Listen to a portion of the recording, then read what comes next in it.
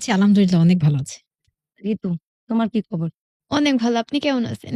আলহামদুলিল্লাহ। খুব ভালো লাগতেছে নতুন সবকিছু।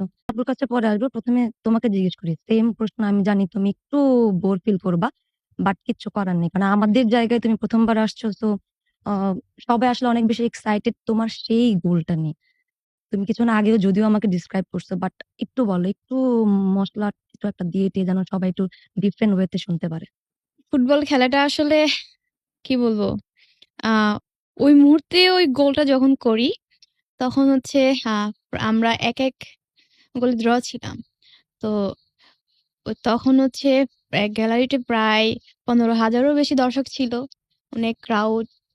তো ওই মুহূর্তে আমি যখন ওই গোলটা করি, তখন আসলে আ অনেকেই আমাকে বলছে যে সেলিব্রেশনটা আসলে কেন এই সাইলেন্ট সেলিব্রেশনটা করছি।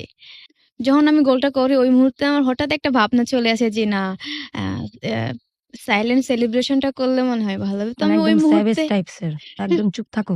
অনেক হ্যাঁ, হইছে। অনেক হইছে। তো আমি আসলে ওই গোলটা করার পরে আসলে আমি চুপ করতে পেরেছি যে জি। পুরা ১৫,০০০ একদম ক্রাউড স্তব্ধ হয়ে হ্যাঁ, গেছিল একদম। তখন একদম স্তব্ধ হয়ে গেছিল। হুম। এই তো ফিলিংসটা আসলে মানে অন্যরকম ওই একটা। গোলটা করার পরে আমার টিমমেটরা আরো মানে আত্মবিশ্বাসী হয় এবং আরো আ আ কি বলব খেলার জন্য মরিয়া হয়। আচ্ছা, তো আসলে সব মিলিয়ে জোস।